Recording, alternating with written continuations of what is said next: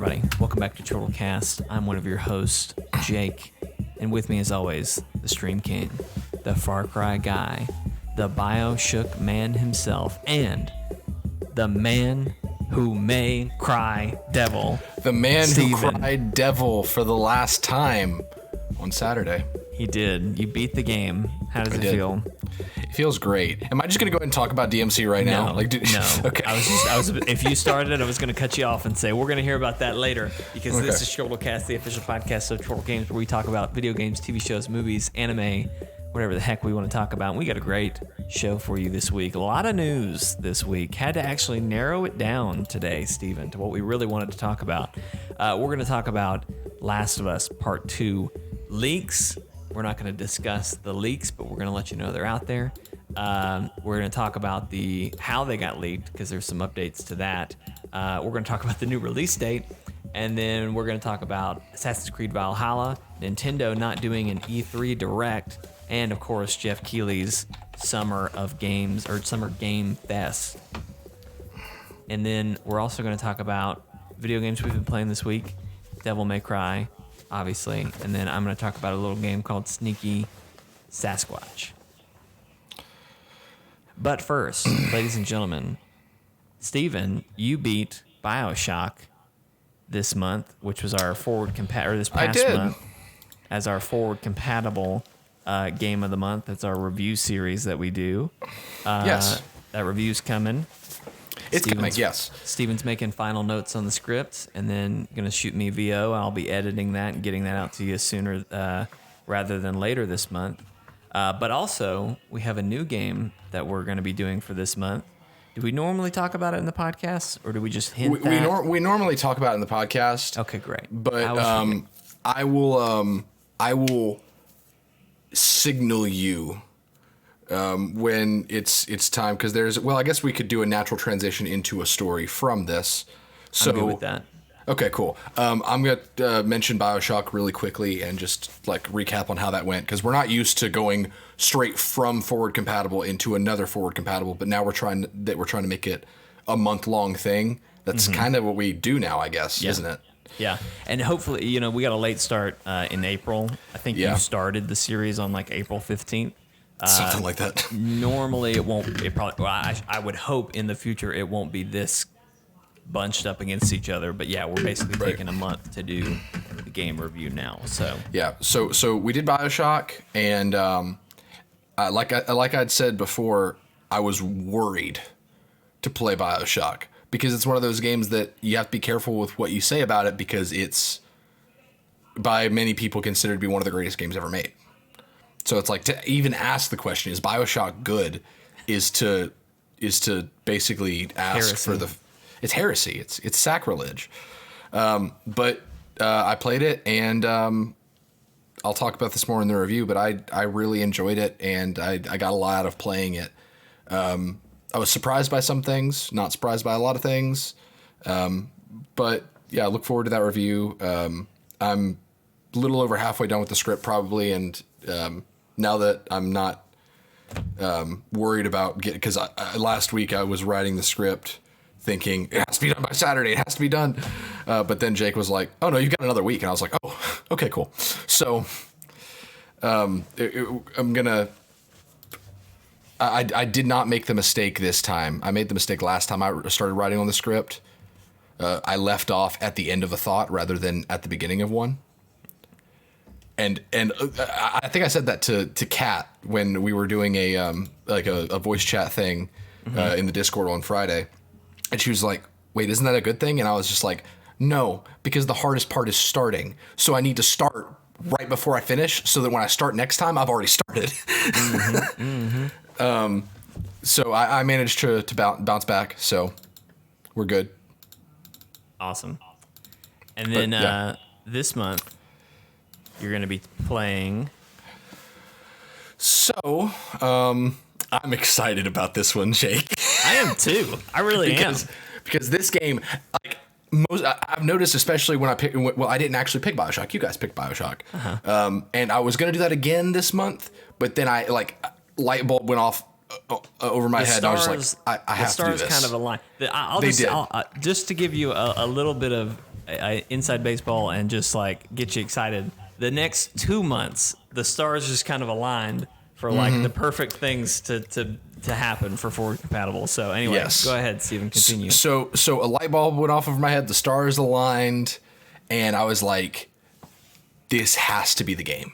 Because not only is it a game that's relevant right now, kind of, but also it's a game that everyone hated when it came out. And I am so excited because I have a hard time talking about games that everyone loved because it's like, what are you going to say about a game that's already been talked about to death? Mm-hmm. So if you get a game, and there are a lot of games like this for me, like The Bureau, which I was going to do last month, but there are a lot of games out there that I really enjoyed that everyone else just seemed to despise. Mm-hmm. So, in honor of Ubisoft's announcement of Assassin's Creed Valhalla, I will be playing Assassin's Creed Unity this month. And I cannot wait. I'm so excited because Unity, I enjoyed what I played of Unity. I never beat it though.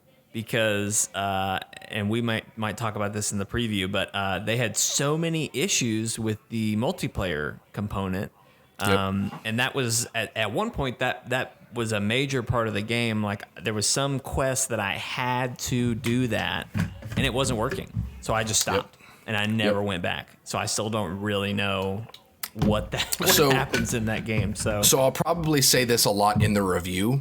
Mm-hmm. I'm going to say it now because it's not really a preview thing. It's more of like a history of Assassin's Creed thing. And this will transition us into Valhalla, I think. So if you're interested more in my thoughts of Unity as a game or how I remember it, check out the preview. It'll air after this.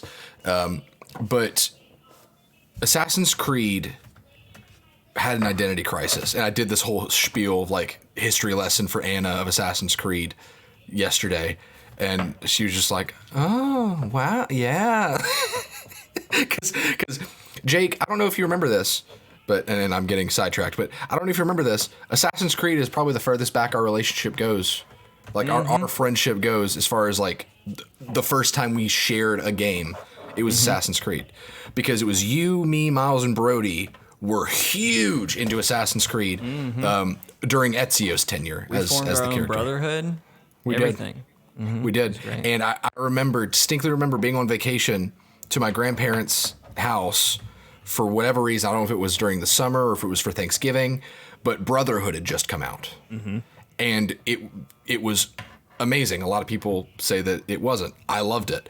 But it ended on a huge cliffhanger, and you guys were all just like, oh my God, what does it mean? What is happening? And I was just like, hey guys, I spent hours up until like 3:30 a.m. last night on the forums to code what all this means, and I just sent text after text of like, well, it could mean this, it could mean this, it could mean this.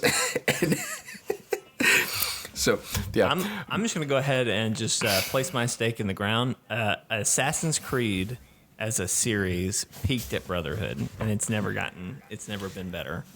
So you're not wrong, but I'm glad you said that because here's the history lesson. Assassin's Creed, when it came out, the first one, it wrote itself into a corner, literally day one. Because I think AC1 came out in 2007, I think. And at the end of AC1, I think it's at the end, you find out, or it was at the time a very well-established theory that the world was going to end in 2012 because the Mayan calendar thing was canon fact in the world of Assassin's Creed. So they wrote themselves into a corner because at that point the games were happening alongside us. They were a little bit ahead of us, but that was so that they could make take time to make the subsequent games to have this story happen. That's right. They took place in I think 2011 or early 2012. So they made it to where the story needed to end by 2012 for us. Otherwise, it would be dumb. It ended up being pretty dumb, but so we're still here in 2020.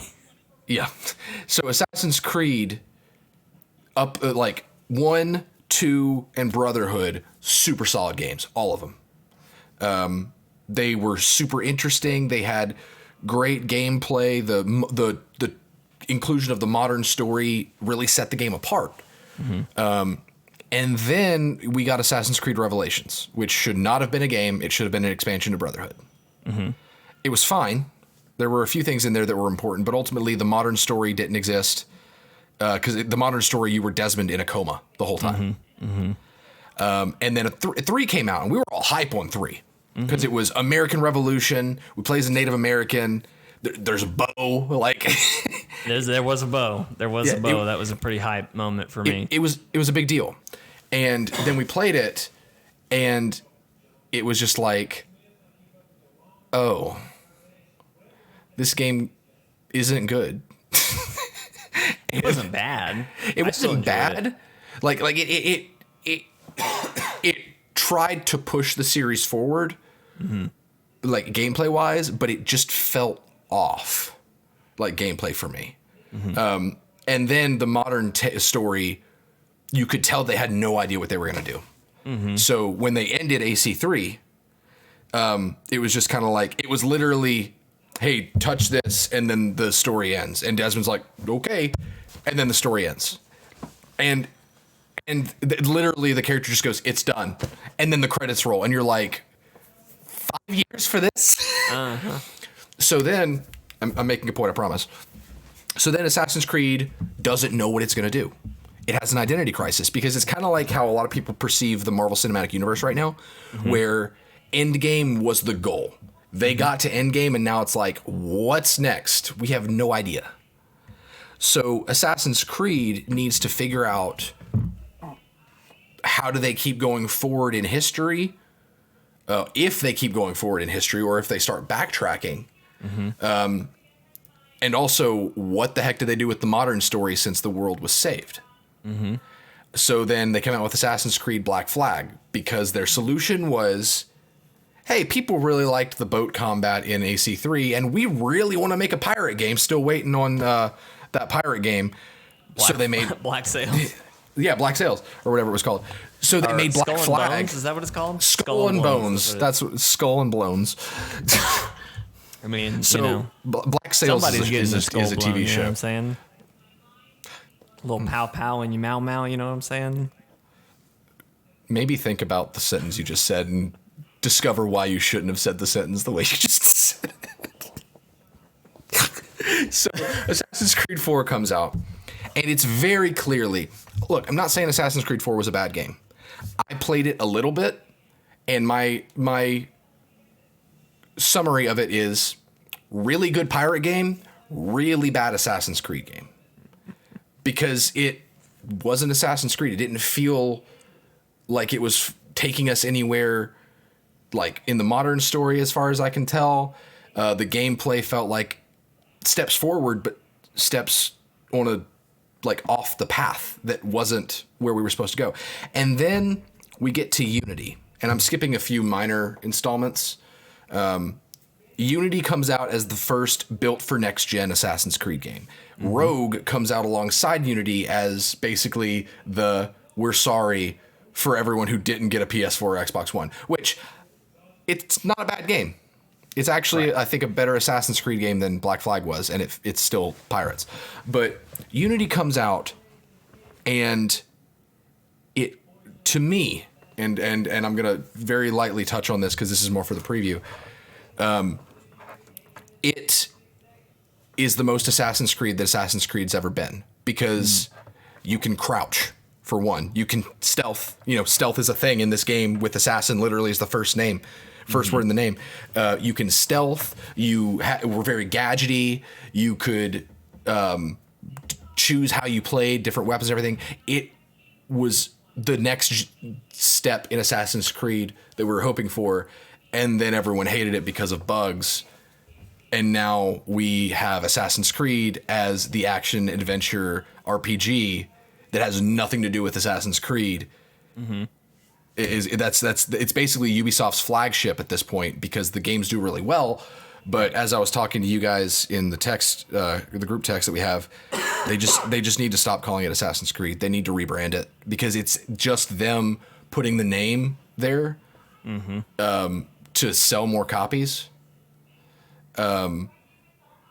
When they're having to basically force in this Assassins versus Templars story in this premise where it doesn't belong. And you just both aspects suffer. So all that to be said, you said that Brotherhood is where it peaked, but, and I'll talk about this more in the preview, I think that Unity is where it could have peaked, but it didn't. So that takes us. Bugs go ahead. Just killed that whole game for me. But Assassin's Creed Valhalla is coming. That brings us to our we'll make it our first news story of today. Steven, did you know that Ubisoft was making a Assassin's Creed games based on Vikings? Do I have to call it Assassin's Creed? What? Just call it Valhalla. If it'll make you feel better, just say Valhalla. I'll just call it Valhalla. It's a Viking game called Valhalla. Does that make you feel better? Yes. Like, I think I said this to you over text. I was like, because you sent a super sarcastic text, like, I was so shocked. And I was can't believe a Viking game. Wow. This would have been surprising. This would have been surprising 3 years ago. Well, here's my thing. I really, really would like to imagine, just think about, so if you haven't seen the trailer, highly recommend go watch it. It's a really great cinematic trailer. Like, it's really cool. It's pretty much every Assassin's Creed trailer we've ever gotten in the past, but all of those trailers are good trailers. So if you liked any Assassin's Creed trailer, you'll like the trailer for this unaffiliated Valhalla game. If you're a big fan of Assassin's Creed trailers, this is a great one. But Steven, I'd like you to just picture that trailer. Just think about it. You know, it's all the Vikings happening. There's some narrative going on, whatever. And I'd like you to just take out that and this will be easy for you because you're already trying to do this. I just would like for you to take out the prejudice of it that you've known that the next Assassin's Creed game, because of leaks, that the next Assassin's Creed game was going to be a Viking game. Now, I want you to watch that trailer, and I want you to think about that battle that happens, right? And your Viking guy's like, Odin is with us, and he starts taking on that big brawler guy, and he's losing weapons left and right. You think he's about to get the final kill blow, and then you just see blood, and you're like, oh no, he's gone. But then it cuts to him, and he pulls his hand out, and there's that hidden blade on the arm, and then it just said Assassin's Creed Valhalla. Like, what if it said that? Can you imagine what a hype level moment that would have been if we had no idea? So I'm going to stop you right there. I would have been so hyped. There is no reality of Valhalla not being heavily rumored. Like, even if it wasn't heavily rumored, I still would have known within like 10 seconds that it was an Assassin's Creed game, that it was claiming to be an Assassin's Creed game, because the trailer, it's such a formula to where like watch the Valhalla trailer, then go watch the Assassin's Creed Revelations trailer. Tell me it's not the same trailer. Oh, it is. It is. I know. But still, how hype? It would have been really cool. And I think it still did achieve those really high levels of hype because a lot of people don't obsess over gaming news like we do. So, but again, we didn't have E3, so there was no way of knowing what Valhalla was without going into it knowing what it was called. Right. Well, anyway, so it's announced for holiday 2020, coming to Xbox Series X, PS5, Xbox One, and PS4, PC, and Stadia. You can play as Ivor, I think is how you say his name. And I say his. It's you can play as a male or a female. Both are considered canon, which kind of caught me off guard at first. So I'm assuming that whoever you could play in Odyssey, there was one character who was canon. And I think it was Cassandra. I could totally be wrong. They were both canon, but I think one of them dies like immediately. Like Rage, for example, is a game that did this. Rage 2. When you pick male or female, the game begins, and the one you didn't pick immediately gets crushed by a door slamming open. So I think Cassandra and Alexio were brother sister, and so something must happen to the one that you don't pick, which that's a whole controversy happening right now. People are just like, there are no Viking women, which I have a lot of thoughts on that, but do you disagree or agree? I don't want to get too into it, but I am not going to say that you shouldn't be able to play as a woman in a Norse mythology or a Norse game, because in Norse mythology there are a ton of strong, powerful women out there. But I do think that there's a double standard that has been going on for a while. Assassin's Creed Syndicate. That's the one I forgot. I always bring that one up, and you're always like, what is that one? Yeah, I forgot about that one. Yeah, that one was an apology letter, so I don't need to talk about that one. But there's this double standard happening in the gaming industry that's been happening for a while, where there's such a push for like equality in representation in characters that, and this is, I hate having these opinions, because being quote unquote white privileged male, it makes me come off as closed-minded and wrong and I don't know, misogynist, whatever word they're using. Yeah. But there's a double standard happening where to make it equal to where they're the same number of like female playable characters in these kinds of RPGs that there are male playable characters, you get such backlash. Unity, Assassin's Creed Unity is one of those games that got such backlash. This was one of its many controversies when it was like, why can't you play a woman? Which I'm glad that that's an option, one or the other now in Assassin's Creed. But at the same time, there are so many RPGs out there just in the world where it's a female lead, but it's, there's not that whole, why isn't there a guy version of this character? And it's frustrating seeing that, because when like the example I used when I was talking to somebody the other day was like Horizon Zero Dawn. Why is there not a male version of Aloy? I don't know if there's any story implication of that. I've never played it, but I have a hard time playing RPGs, like games where I'm going to spend a lot of time with a character when, like, depending on the character, when it's a female, because I don't relate to female characters very well. Like Control, I have a really hard time playing Control because I just don't get Jessie. I don't like her character. But I still love the game. It's just hard for me to get sucked in, because I don't believe her as a character, because there's just not any connecting quality really. But Horizon Zero Dawn, why was there not a male version of Aloy and no one complained? No one made it a big deal. But then suddenly you've got games like Assassin's Creed or Unity or whatever other RPG there is out there. Bayek, I think from Origins, I think there was a problem there when you couldn't play as a female Bayek.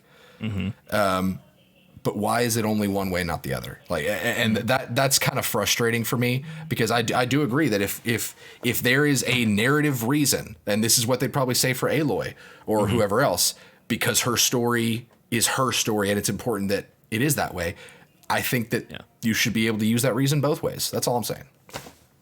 Or if you're going to truly say we should push for representation, equality in all of these characters, then you need to do it both ways. That's what it is supposed to be, according to everyone who's making such a charge for this. I totally understand where you're coming from there. It's funny that that's your feeling on it, because I personally am a little torn that there is a choice, because now I have to make a choice. I would almost rather it be like, hey, this time the assassin's a girl. Tough. You're going to play as a girl. And it's like, cool. All right, I'll do that. And see, I agree with you. And that's the world that I wish we lived in.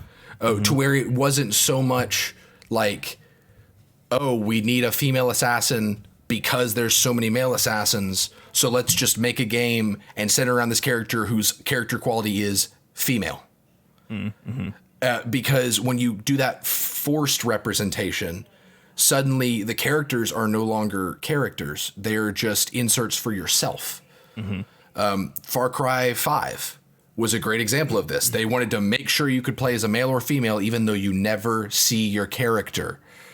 And because they did that, the character you played as was a nothing. Like, they didn't even have a voice. And so Far Cry in the past, with 3 and even 4 a little bit, had such strong character stories through the main characters, and now we lose out on that just because they want to make sure that everyone feels like they can relate to the character. And I know that's kind of contradicting what I just said, but I do think that it would ultimately be a better solution if we just let the characters be who they are supposed to be, so that you can write better characters first and then worry about the player second. Because if you write a good enough character, like, and I use this every single time I reference female leads.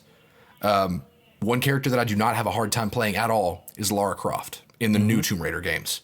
I can connect with that character because she is well written, she is well portrayed, and I totally buy her character. And that was a game where I was able to completely look past that, past my inability to connect with those characters, because she was so well done. And if you start doing that to where you worry more about, writing well, instead of, because when it gets down to it, when you're making an Alexio and a Cassandra in Odyssey, you are sacrificing manpower that could have been spent making them believable characters. Right. And that's what's happening. Yeah. So I agree with you. I do think that it should be, this is who the character is, deal with it. But that's just not where we are. And I'm all for the representation. I mean, male, female, whatever it is. I personally hate making that choice. And like you're saying, it does affect a lot of times the quality of the storytelling, because they leave your character a little ambiguous for whatever you're doing. Which I didn't play Odyssey, so I've been told that. Well, I don't know, but I would like to think that they probably did write that a little bit better, because a lot of story beats change depending on which you chose. But again, you're writing 2 half stories instead of one whole complete, or you're spending just as much time writing 2 stories that you could have written 1. Yep. So, but anyway, I did not even mean to go on this tangent. You can play as a male or female, Eivor. You're in the Dark Ages. You're leading a clan out of Norway to begin raiding English towns, where you're looting, plundering. You can build your own settlement and gain power in the region. The game features a new combat system that includes dual wielding, which is exciting. I feel like that's been in some other series, but whatever. Let's see. Will be available in a number of editions. I'm trying to get to. I don't know if they have it posted on this article, but there was some really cool stuff talking about like what you're going to get to do in the game. Like, well, I'm really mad that this article did not have all that information, but there's some stuff like you're gonna be building a settlement.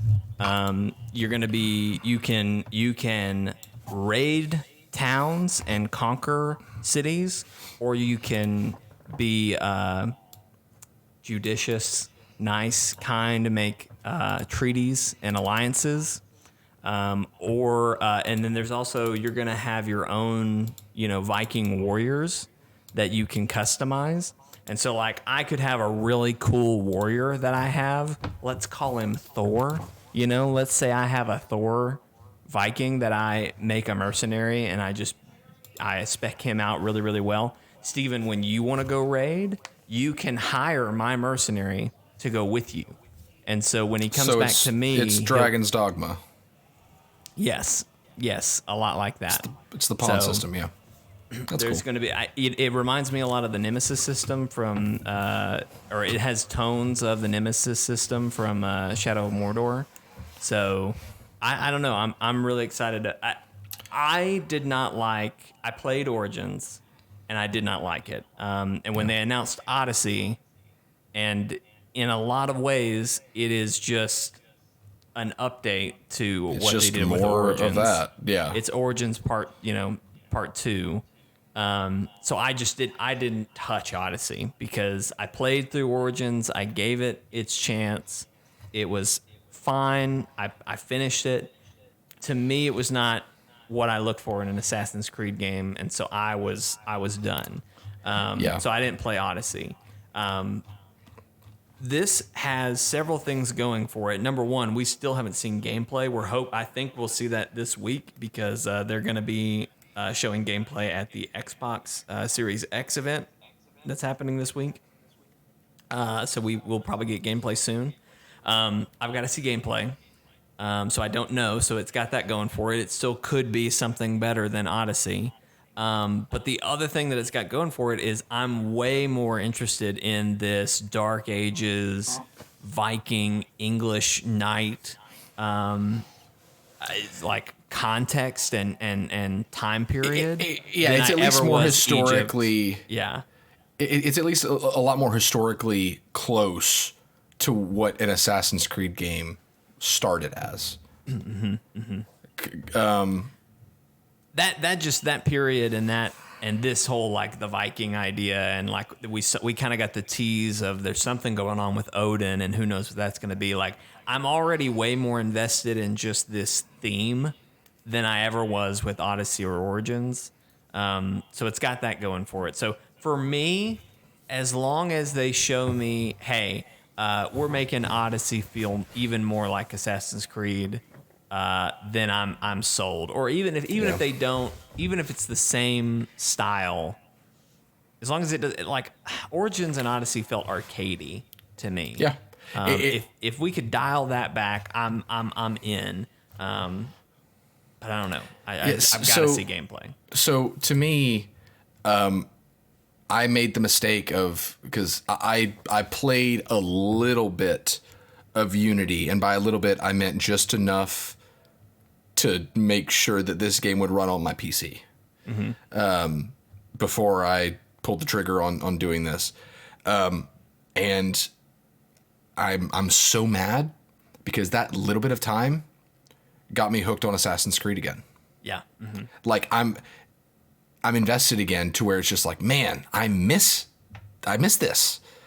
And so I did. I'm not going to get Origins, just because it zero interest. I don't like the setting. I don't like the time period, all that kind of stuff. It just didn't seem like something I would enjoy. Mm-hmm. But Odyssey, I looked up before you buy that guy who does reviews, because he's a pretty good summary. I looked up his thing, and it was. And the more I saw stuff for it, the more I was like, this looks awful as an Assassin's Creed game. Like it's the kind of game that I would enjoy if I cared more about playing an RPG set in that era. But it just made me more mad at Assassin's Creed because of what it had become, because it was just a hack and slash RPG. And because Odyssey did so well, I really don't think they're going to dial back to what Assassin's Creed is supposed to be. I think they're just going to double down. I can tell you that right now, because this is maybe the last thing I'll say on Valhalla. Something I've been thinking about the more and more I watch the trailer and think about just the setting and who this character is going to be and everything. I laugh thinking about they had to strip every weapon he had away for him to get to that hidden blade. And it's just like, there was no stealth. There was no assassination happening in this trailer. This was full on raiding, pillaging, war. Oh, and I have a hidden blade. You know what I mean? It's not. Yep. And I don't know that we've had that for a while, where somebody snuck in, killed only, the target and moved on. The last time we had that was probably Syndicate. I never played Syndicate, but Unity definitely had that. Syndicate, you can see the split, and I'd say that Assassin's Creed has always had this battle of action versus stealth. Action versus stealth, because I think they were basing the game to be stealthy, but I think a lot of players, myself included, would just get into these brawl, head-on, kill everybody fights. Which, like in Ezio's age and during those gameplay, that was so fun to do, because you had an instant kill counter system where you counter somebody, they're dead. It's over. Same with Altair. All you had to do was just wait, kill, wham, wait, kill, wham. So it was so fun to get into huge fights. And so Syndicate is an interesting game, because again, that was where you had a brother and sister team. You could play as both of the characters. You didn't play Syndicate, Steven?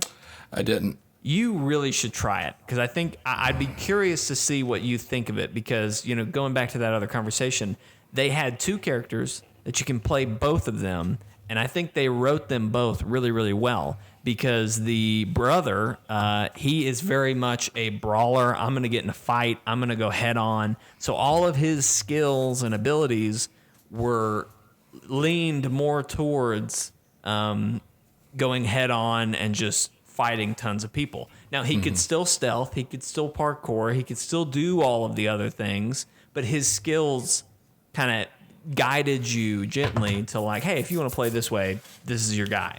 Whereas the girl, she could also do that. She could also go full in and brawl, but her skills leaned way more heavily into stealth and distance and, you know, all that sort of stuff. So there's always been this split, but it's just funny to see this game. It's like, I don't know how they're going to get the assassin part in here. I'm curious to see once I start playing Unity, which I probably will start playing it this week, honestly, just because I want to play it. But I'm curious to see what you think, like, because I don't know how far you got into Unity, but I want to see your thoughts on how it plays, because I'm remembering it as like when because I played it in college, and I was just like, this is the most Assassin's Creed that Assassin's Creed has ever felt to me, because it had that really good combat system, but the counter killing was there, but it wasn't as easy. And it had stealth mechanics where you had a lot of gadgets and you could take cover, and you could equip armor that focused on stealth if that was your thing. Like it was Assassin's Creed, and now it's never coming back. Now they saw dollar bills. The cover system. The cover system is pretty jank based on the little bit that I played. That's one of the only things I remember not enjoying about that one. Yeah. But again, that was another one that's like Paris, perfect setting. Like I loved that setting. So anyway, we've talked enough about Assassin's Creed on so many levels. Yeah. Let's move on. I'm going to back us up to Last of Us Part 2 leak. So there's a lot of news to cover here, so I'm just going to kind of get a bunch of it out and we can discuss towards the end. So, gosh, it must have been Monday of last week or Sunday night that rumors started going out and posts were starting to be made that Last of Us 2 had leaked. Cutscenes, gameplay, all sorts of stuff was out on YouTube. It was getting pulled off and re-uploaded, you know, all the works. Spoilers were out there, right? As things started to develop, there were a lot of rumors that there was a disgruntled Naughty Dog employee, or I think it was a game tester at one point was the rumor, who had leaked all the footage because he didn't get paid or wasn't paid enough or something. Which of those have now been debunked. It was an outside source hacked into Naughty Dog's servers through some sort of system update that they had to do. They got in that way. That's what most people are reporting now. But anyway, the leaks were out there. And so it was it wasn't funny, but it was interesting how it all happened, because Brody broke the news to you and me, Steven. Just text us like, hey guys, this is out there. And he was just like, they need to release it now. They need to drop the game right now. They need to just post it to go live. And I knew, I told him this too, but you know, it's one of those things of like, that would be great. They can't do that. Number one, the game hasn't gone gold yet, so it's not done. They can't just post it. Number two, even if they had gone gold when they delayed again indefinitely for COVID, they still would have had to give it time to print and package, because that was the whole point, was they postponed it indefinitely because they were worried about physical stores getting it. How was that going to affect the market? Yada, yada, yada. We've just got to push. So anyway, Brody was like, they need to put it out. They need to whatever. And then Monday morning, or maybe it was Tuesday, I forget. It was very quick after hearing about the rumors. PlayStation posted a blog basically saying that Last of Us Part 2 had the new release date of June 19th, and that Ghost of Tsushima, which was originally supposed to be on June 26th, which would have given them a week distance from each other, that was then pushed to July, I want to say 30th. Let me look. I know, July 17th. So now they're a month apart, which I think they already, even with the initial delay, I think they were going to be a month apart. But anyway, so, you know, we still have 2 months to get through before we'll have the game. But it was such a relief to see a release date. You know what I mean? It was really sucky to see, hey, the game's leaked. Major story cutscenes have leaked.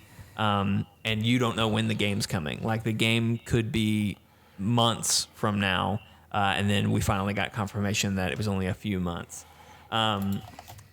Something I've seen as I've listened to this story over the week and read articles and stuff, you know, a lot of people were like, oh, they put up this release date because of, and I kind of feel this way as well, they put out this release date because of the leaks. Like, this release date was decided when this happened, and I've seen a lot of like other podcasters and people in the media side of the industry saying like, no, I don't think that's how that works. Yada yada. There's too much they would have had to decide.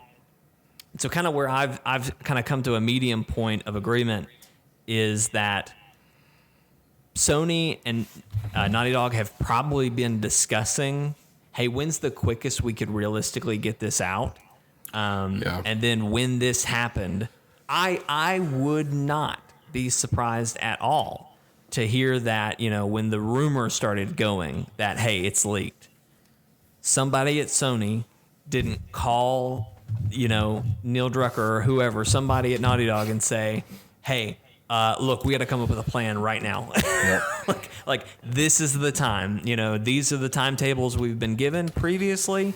We think it'll still work. Can you guys finish by this date? Yada, yada, June 17th, June 19th. Okay. That's what we're going with. We're going to write a blog. We're going to post it in the morning. Bye. Yep. I totally see that happening where, yeah, normally something wouldn't get that much of a decision made so quickly. But I think this was a pretty... This is extenuating circumstances. Yeah, exactly. So, anyway, that's pretty much it. Steven, what are your thoughts on this whole situation? You've been spoiled. Right? I've been spoiled, and look, if there's anyone on this channel, like as far as like me, Brody, or Jake, if there's anyone that could avoid spoilers, it's me, because I don't go anywhere near Twitter. Mm-hmm. But I stumbled upon it because I wasn't being careful, mm-hmm. because I really just didn't care. Mm-hmm. Because I think what I said to you was like, if the emotion's good, that it'll carry the story. Like, mm-hmm. you can know the ending of something. I mean, I knew the ending of Last of Us 1 when I played it, mm-hmm. and it's still just as powerful. Mm-hmm. So spoilers don't really bother me in this case. But I got spoiled on it, and I don't even know if I'm going to get this. And this has nothing to do with the spoilers. I was already feeling this way. I don't even know if I'm going to get Last of Us when it comes out. I may even wait. Really? Yeah. I'm not that hyped on it. I'm excited to play it and to experience the story and everything. But I really do think that there's a chance that it might be overhyped a good bit. Mm.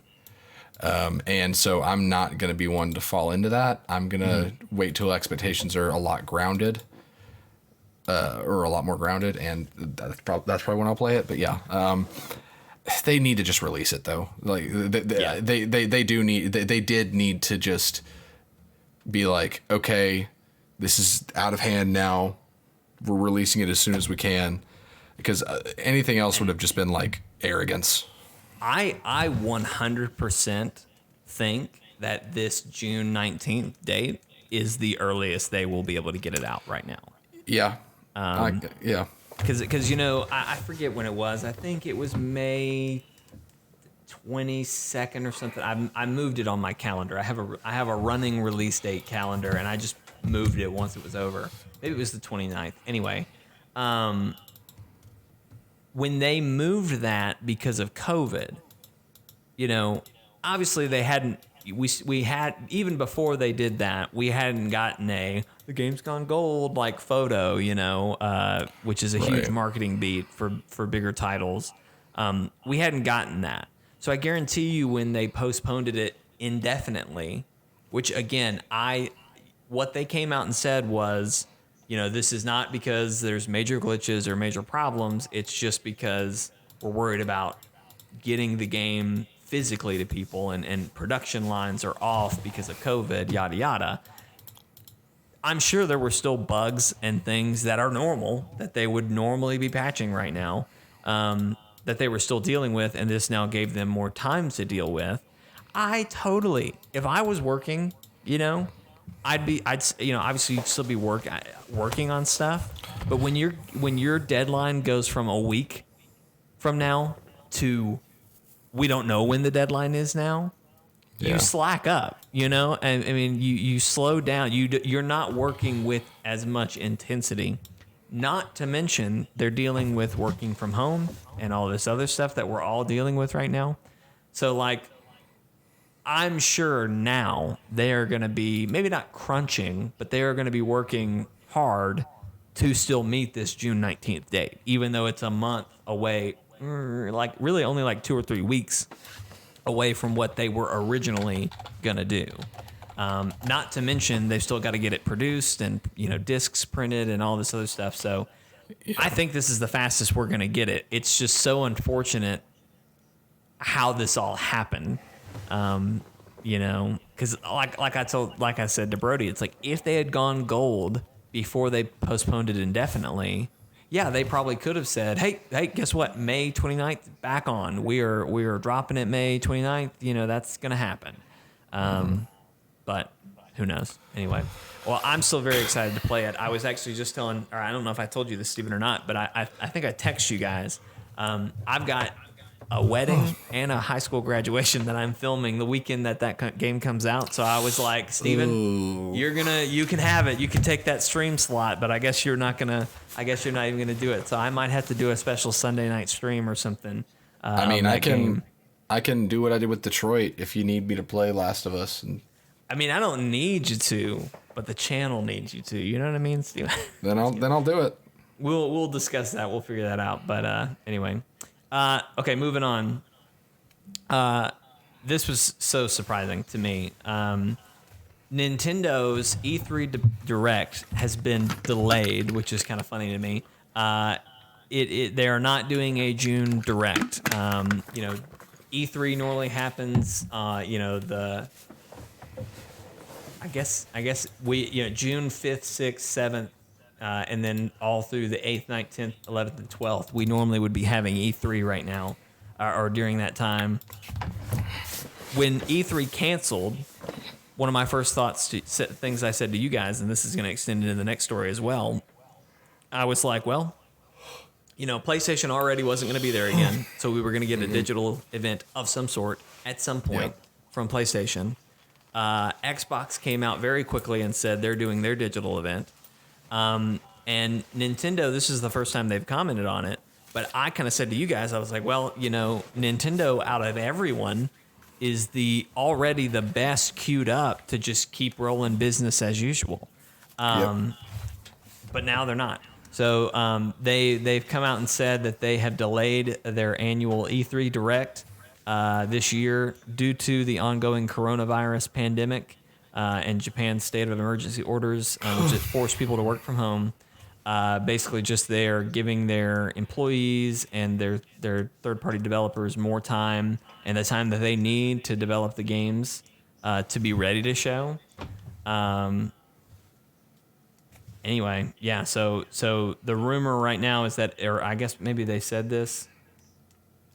Okay, yeah, so it has been suggested, I'm not sure by who, this article doesn't say, it has been suggested that Nintendo will reveal its 2020 major releases, do a direct, towards the end of the summer. So maybe by July or August, we'll have some sort of reveal from them.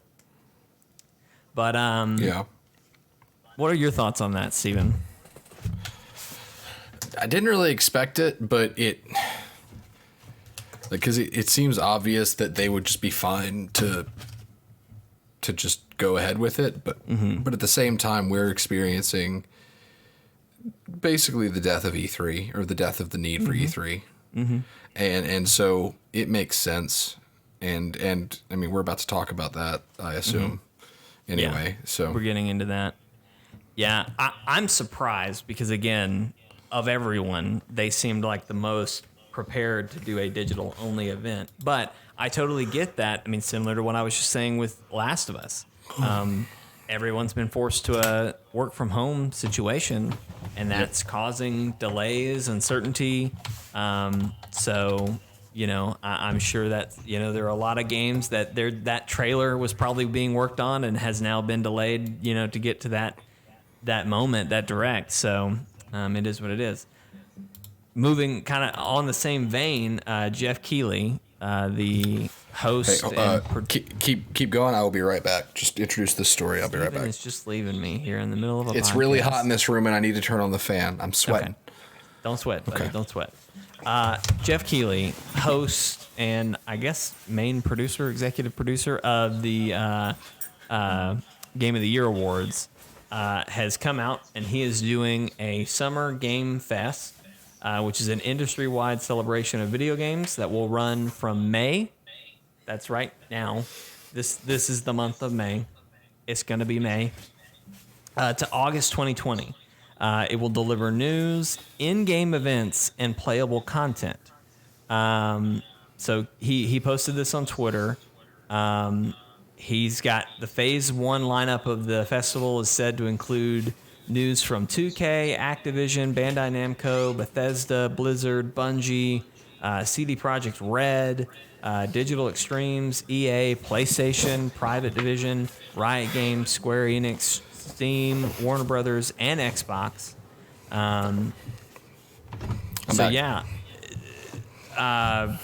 It's what's really cool about this. So, Steven, I was just kind of listing off some people, some developers that have signed on. A lot of names: CD Projekt Red, Bethesda, Bungie, PlayStation, Xbox, Square Enix. I mean, lots of folks.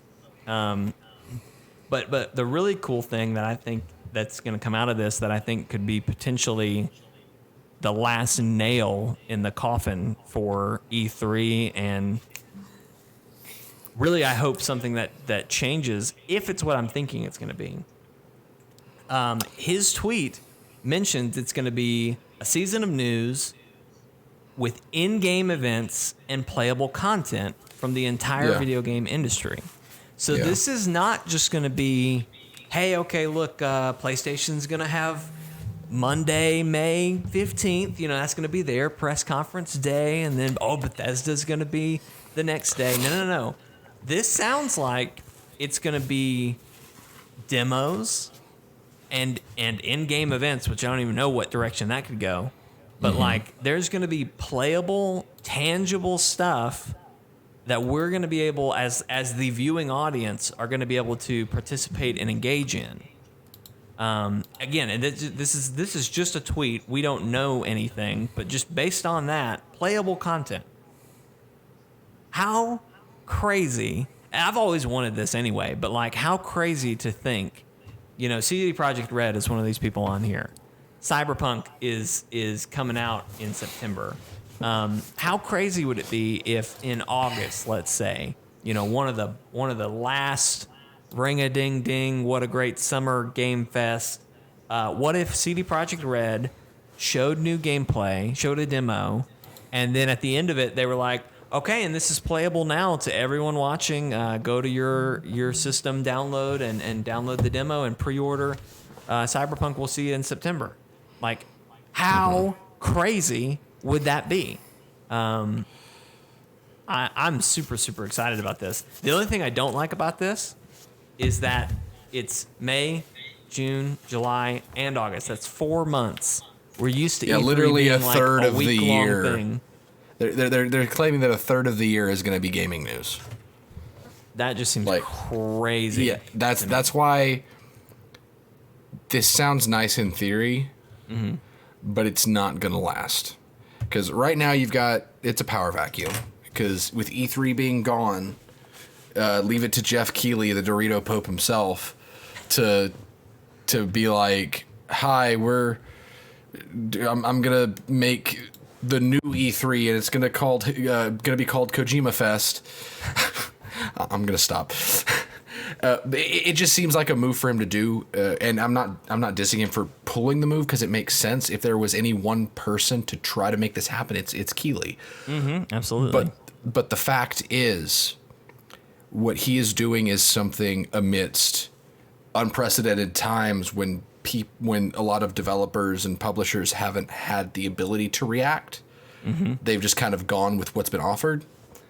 And when you're promising this many developers, publishers, whatever, over the course of 4 months, and expect everyone, like that many people groups, to play ball, like annually, that just doesn't seem like it's going to last. Because people are gonna start taking note from PlayStation, who took note from Nintendo, and they're gonna start doing their own thing because the developers outside of the indie scene have started to realize that they don't need E3 anymore.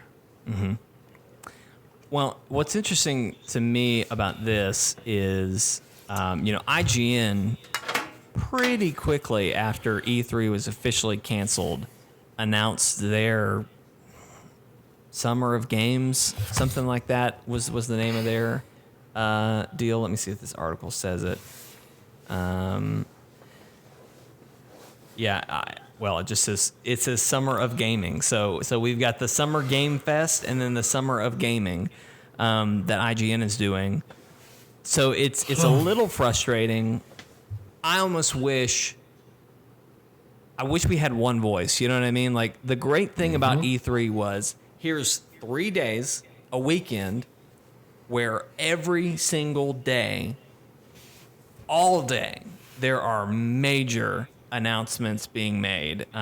You've got the EA press conference on Friday with, Bethesda that night. Then Saturday, it's Xbox and PlayStation and this and, whatever. And Nintendo's on Tuesday. Like, it's just bam, bam, bam. And, like, they're all on top of each other, which maybe that's too cluttered. But what was nice about it was I turned on IGN. You knew exactly E3, where to go. Went to their E3 live coverage. And this, GameStop, whatever, they all had this, hey, here's our E3 coverage button. It was all under one roof, one umbrella, whatever you want to call it. And now with Keighley's thing and IGN's thing, and who knows what, I don't know if GameStop or anyone else has announced some sort of Game of Summerfest, or whatever, however else we can change that name. Gaming Summer Fest. Summer Game Party. Whatever, it's going to be very, on top of, I have not seen, obviously Xbox says they're going to be in this, but is Xbox's, because immediately when E3 was canceled, they were like, hey, we're still going to do a digital event, a digital conference, so we'll see you then. They didn't say a date for that, but they did say, hey, we're going to do that. Is this now going to be part of Summerfest, or are they going to do their own separate thing? PlayStation has not been playing ball with E3. Are they? They're listed on this thing. Are they still going to do their own gaming summer party Sony thing, or what's going to happen there? I don't think Nintendo was on that list. Actually, now that I look back at this, Nintendo's not mentioned. So Nintendo's going to do their E3 Direct at some point. It's just, it's going to be. To bring it all home, this really only matters to people like me and like you, Steven, who we live or die off all this stuff. Yep. And so, I'm mad because I'm not going to have one place to go, but like IGN's still going to cover all this, I'm going to hear all the news. I don't know. It's just, I hate that this all has happened the way that it has. But it is what it is. Yeah. It's too many cooks in the kitchen. Too many cooks. Thank you for referencing that. I love that video. And that's why none of these are going to stand the test of time, because there's too many of them. Mm-hmm. I do hope that personally I'm rooting for Keeley's thing. I don't know what's going to happen with E3 in the future, but I do really like this idea of what if we made E3 digital? What if we posted the demos? What if we let everyone in on what's happening? Because no one can come. You know what I mean? I really, really, really like that idea, and I hope some of that bleeds into whatever comes next. Right. But anyway, well, that's enough about the news. Let's talk about what we played this week, Steven. I actually have some new games I've been playing. Yeah. But before I get to those, I'll keep you up to date with where I'm at on Animal Crossing and Final Fantasy VII. I am probably, I'd like to say I'm on the last fight of Final Fantasy VII. But okay. I've said that for the past 7 boss fights that I've been through. So I really don't know. I'm in chapter 18. I thought there were only 17 chapters. So I'm just here, playing the game, having a good time.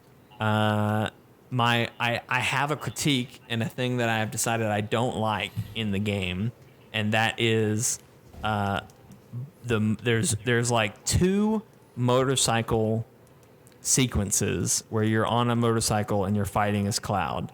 I've decided that I don't like those. They're too difficult for me. Yeah. I just don't like how it plays. So that's my complaint. That's my update on Final Fantasy VII. Hopefully going to beat that today or tomorrow. Animal Crossing. I'm happy to let you all know that I now have a 5-star island. My first Lily of the Valley flower grew in just the perfect place. Stephen, to fill you in, one of the rewards of getting a 5-star island is this flower called the Lily of the Valley grows on your island somewhere. And so I've been slowly, playing, and over the last month, when April came, I did any events that were going on. I caught all the monthly bugs and fish, and then I pretty much just checked in every day and checked out. I'm still kind of doing that in May, but I'm also still trying to catch the new bugs and new fish for this month. But I've also been just slowly making improvements to boost my island status.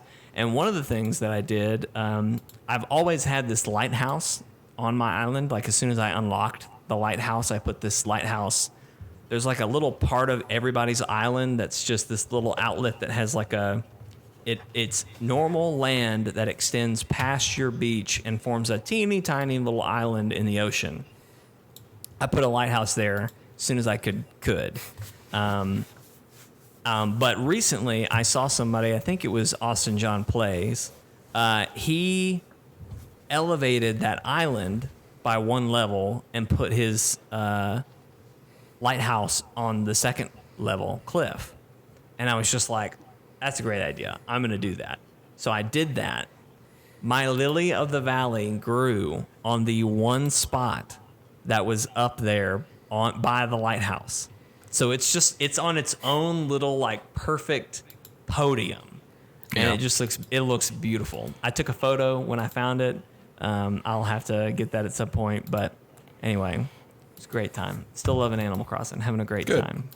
The May events have been much better than the Easter event. The Easter event was not fun, but these Earth Day and May Day events have been great. Played 2 new things this week, Steven. You actually got to play one of them with me. The first thing I'll talk about is Moving Out, which is a game in the vein of Overcooked, I'd say. That's like the closest relation. Not made by the same people by any means. But it's basically Overcooked, but instead of cooking, you're moving someone out of their house. It's very funny. Lee Allison and I played it, and she really, really enjoyed it. I enjoyed what I played. I really liked it. It's a lot of fun. Lee Allison enjoyed it. She said that she likes it better than Overcooked, which is almost heresy to me because I think Overcooked is like the perfect couch co-op. I honestly like it better than Overcooked. You did too. I think so, just because Overcooked is so punishing with time. Mm-hmm. And this just, it's still hectic, but it's not punishingly hectic, or at least what we played. I understand that. I understand that. Yeah, it is definitely. And the slap button was a really, really good feature. There was a great slap button. So anyway, I highly recommend it. I haven't played it alone. I don't think it would be a great single person game, but I would recommend if you've got some friends. It's not online, so I don't know how you'll play it with them right now. But if you've got family or something, it would be a great like game night something. So it's a lot of fun. Good characters, all that good stuff. The other thing that you liked about it, Steven, is that every character can be a wheelchair character, which is pretty cool. I didn't specifically look for that. But wasn't it such a great surprise when I showed you? It was a great surprise because now my handy-capable raccoon can live on through my handy-capable koala. Or any other of the characters. You could have been a handy-capable octopus. You could have been so many handy-capable things. I could have. And then the other game that I played this week was something that I've had in my phone for the longest time. It's an Apple Arcade game called Sneaky Sasquatch. I think it was one of the first 100 of the games that went on there. And when I saw it, I said, this is a Let's Play game. Like, this is the perfect... If we were still doing Let's Plays, I would be recording this and making a video out of it, and it would have been great. But I'm going to hold on to this, and someday I'm going to live stream it. So I never touched it, never opened it up, never did anything with it until Friday, this past Friday. I did my first live stream with it. If you're interested, go back and watch it. Steven, I was expecting something akin to Goose Game or Goat Simulator.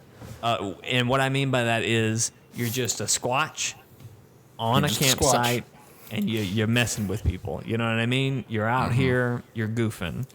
What I found is so much more. There's golfing in this game. There's fishing in this game. There's canoeing in this game. There's treasures to be found. There are caves to explore. You can get a human costume so that you can talk to humans and not get in trouble every time a human sees you. There is so much. There's skiing, Steven.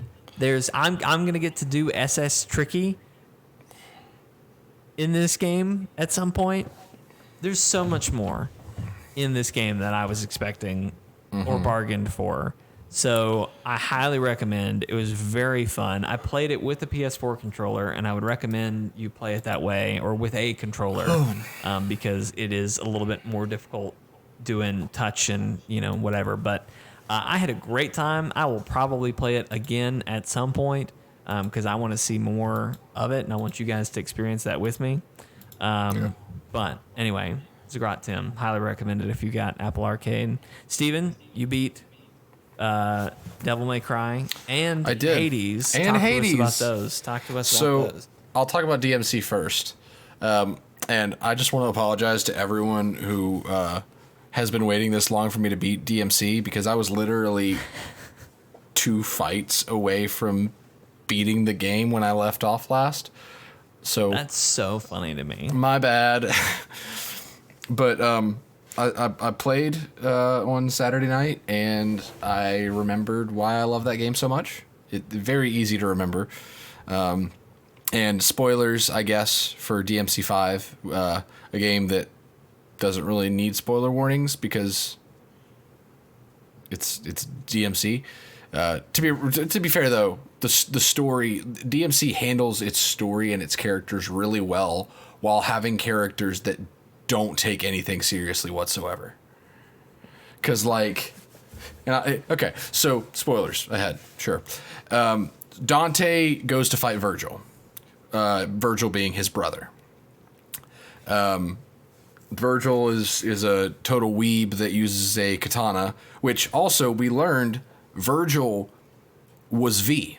V, the black-haired character, was actually Virgil when he was split between his demon side and his human side. So V was Virgil's humanity in incarnate, which was a really interesting twist that I, for some reason, didn't expect. So Virgil and Dante are about to fight. Virgil's a weeb that uses katana. Dante is Dante, and they fight each other. And you play this fight, and it was a really good fight. Dante gets kind of beaten to the point where he falls over, which in the world of people at the power level of Dante and Virgil, I guess, means you lose, even though they're nowhere close to death because they're Dante and Virgil. So they're charging at each other again. And then, actually, that's right. Virgil's like, it appears, Dante, that this is where we finally end this sibling rivalry once and for all. And he's like about to charge forward with his katana, and then Dante just goes, yeah, whatever, shut the hell up. And then he charges towards him too. So it's like, yep, that's Dante. He's just like, I don't care. Like, I'm Dante. I'm Dante. I just don't care. And so they do his character so well, because they do it in such a way to where it's not Deadpool level of not caring, to where Deadpool is just like, hey, let me be a immature douchebag because that's what immature douchebags think is funny, which is my primary demographic. Oof, I took some shots there I didn't mean to take. But Dante, they do it in such a way to where it's his I don't care is from the level of, I'm basically unkillable and I've done all of this before, so I'm bored. Like that's kind of Dante. So they charge each other, and then this thing appears in the middle of them that looks like another Devil Trigger form, and it's Nero, who is Virgil's son, we learned in the previous stream. So Dante is Nero's uncle. Nero's the third playable character. And so Nero, it rewinds just a little bit to show that Nero had lost his mechanical arm. It was broken, and he was just like, what am I going to do? I can't fight my dad, all that kind of stuff. And then he was like, whatever, I'll fight my dad. So that would have been a great transition into Hades, but we'll get there. So Nero's running up the stairs and reaches his arm out, and it grows back. And these blue angel wings with like claws come over him like a cape. And then he disappears and then reappears as that Devil Trigger form in between Dante and Virgil, and he like stops them while they're like in Sin Devil Trigger, which is the more powerful Devil Trigger form. It's Japan. Like it's there's always a greater power level. Plus Ultra. Yeah, it's plus Ultra. So Nero shows up and he's just like, you're done. I'm not going to sit here and watch you guys kill each other. And Dante is just laying there on the ground. He's just like, I don't care. I'm just gonna lay here. Actually, no. Virgil first says, he's like, I can still fight. So Dante, that means if I beat Nero, I beat you. And Dante just goes, I don't care. I'm just gonna lay here. I'm tired. And it's funny because Dante had told Nero in the past that he was dead weight. Because the whole thing they're going for is Dante is the grizzled veteran demon hunter, and Nero is the up and comer that's a hothead that keeps getting told that he's going to get killed. So it's Nero's story, even though Dante steals the show every time he's even remotely close to the spot. It's Nero's story. So Nero and Virgil fight, father versus son, and it's a really good fight because you get this thing that's called like the Devil Bringer. That's the like angel cape thing. It's like transparent blue energy that is like wings going down like a cape, but the clasp that's holding the cape on is like demon talons. It looks really cool. And so that is like a spirit. If you know JoJo's Bizarre Adventure or whatever, it's like his stand where it's the spirit that's tethered to him and it fights for him. It's kind of like that. It's super cool. So I had to fight Virgil as Nero, who I had not played in probably 2 months, using a moveset that I had never used because it was Devilbringer. So it didn't go great. But one of the things that happens in the fight is once Virgil's staggered, you can press R2 to have the Devil Bringer reach out and grab him, and then you do like a sync kill. I don't know if that's what it's called, but like basically like a in-game cutscene where they're doing a cool move and you just watch the health bars drop. You do one of those, and I did this twice, and I love how hardcore this was. Once you do that, they just start like clashing swords, and then like Nero like loses balance or something, and then Virgil stabs him. Like he doesn't stab me, like kind of stabs him where the sword is like in his gut, but he like may have like sliced him there. And then Nero just grabs the sword and goes, hell no, and pulls the sword out and then stabs Virgil and then stabs him with his own sword. And this only took like a quarter of Virgil's health bar, and it didn't take any of mine. And so this happened twice in the fight, and it was just like, what an alpha move from Nero to just take Yamato to the chest and just be like, oh no, and pull it out and just stab him with it. I'll have to find the where it happened on the stream, because it was super cool. But yeah, the game ends basically with Dante and Virgil, who are one of my favorite brothers in video games. Like they have such a relatable brother relationship. They basically are like, we have to close this portal. We can't do it on this side. And Nero's like, no, I can't let you sacrifice yourself. And then Dante says the line, which they've of course been pushing towards this whole time, where he's like, we only can go in there because you're here to take care of things on this side. So it was Dante finally giving Nero that affirmation of, you're not dead weight. You're our only hope.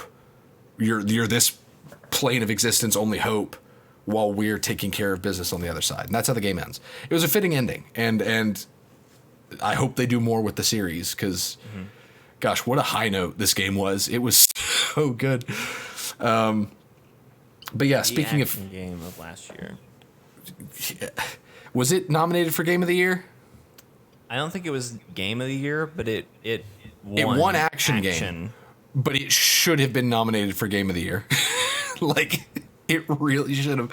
I don't think it was, though, but it should have been.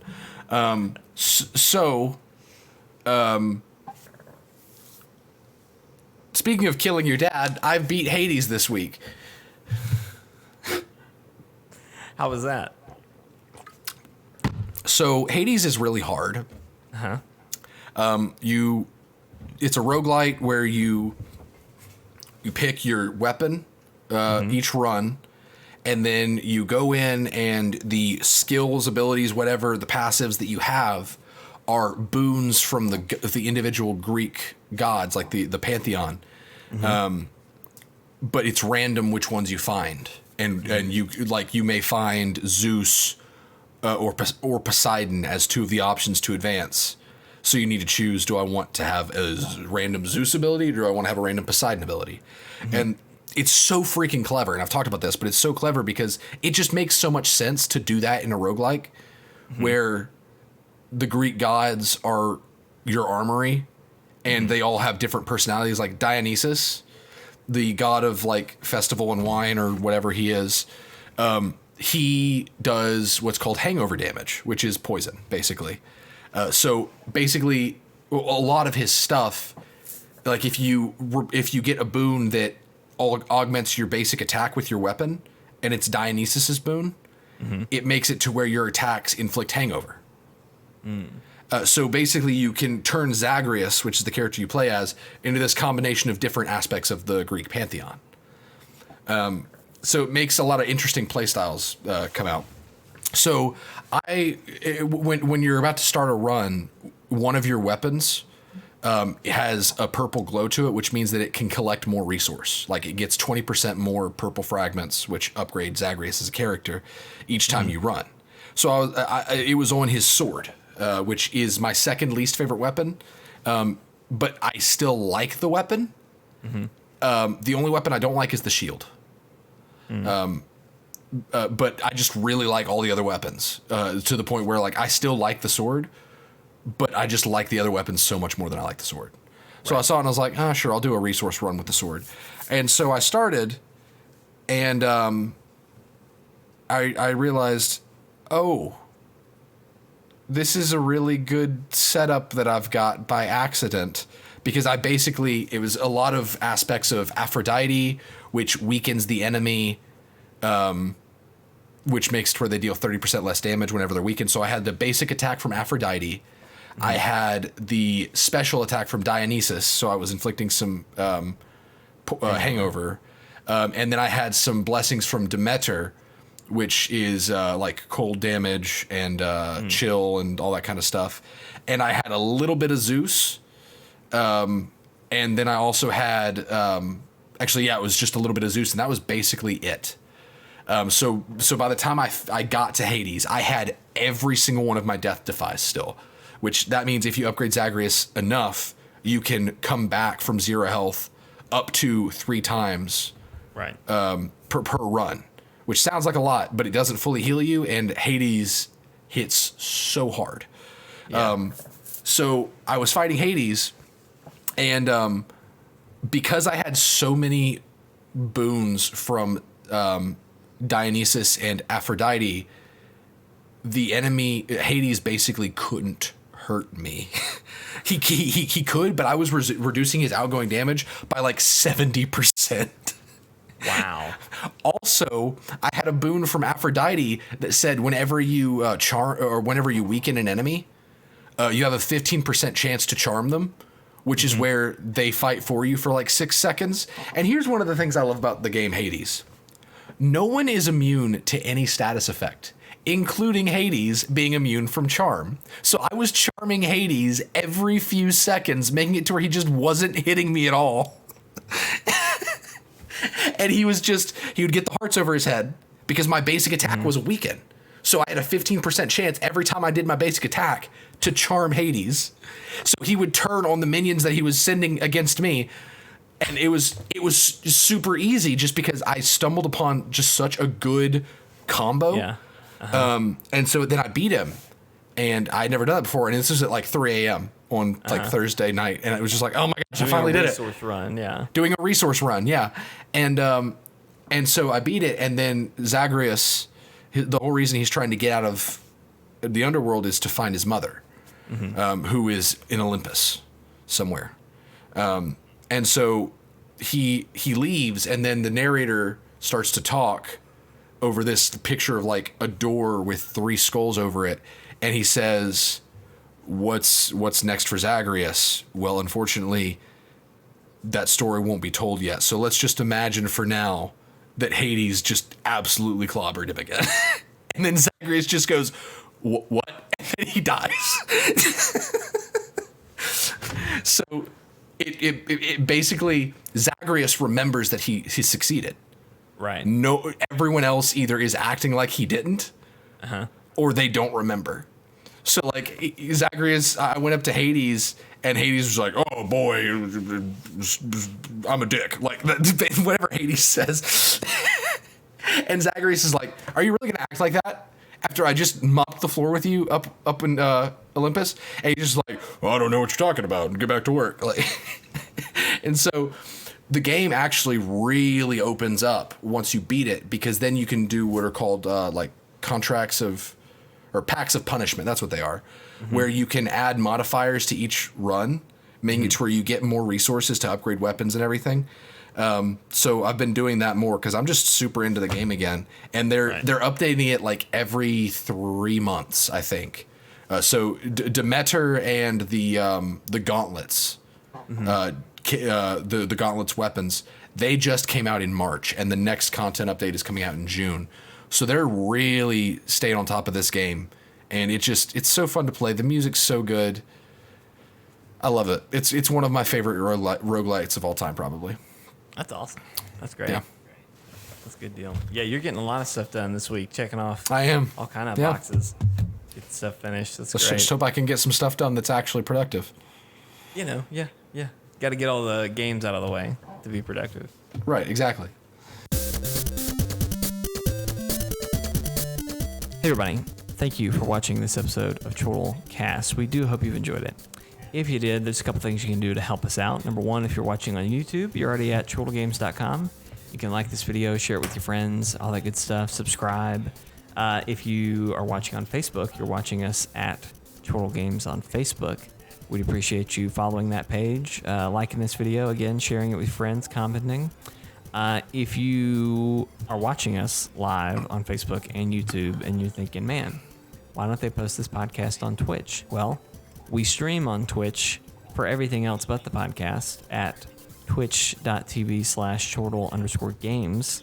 So you can go there and watch us there. If you follow that page and comment during live streams, we will eventually be able to post the podcast there. But we need your help. So please go do that if you'd like. If you enjoy watching on Twitch. The other thing, if you want to stick around and hang out with us more after streams, we have a Discord. You can get to that in the description of this video. But you can also go to chortlegames.com, and in the banner, there's a button. It'll take you to the Discord. We post memes. We post schedule. We hang out. Steven does these, like, come talk to me things where he just puts in the voice chat, and people all just kind of hang out in the voice chat. It's a lot of good fun. That sounded so sad the way you described that. You know, I don't know. I don't know what it is. I realized the more I talked about it, the more I really didn't know how it goes. So, Steven does these please come talk to me things. So sad. Oh, that part. I'm sorry.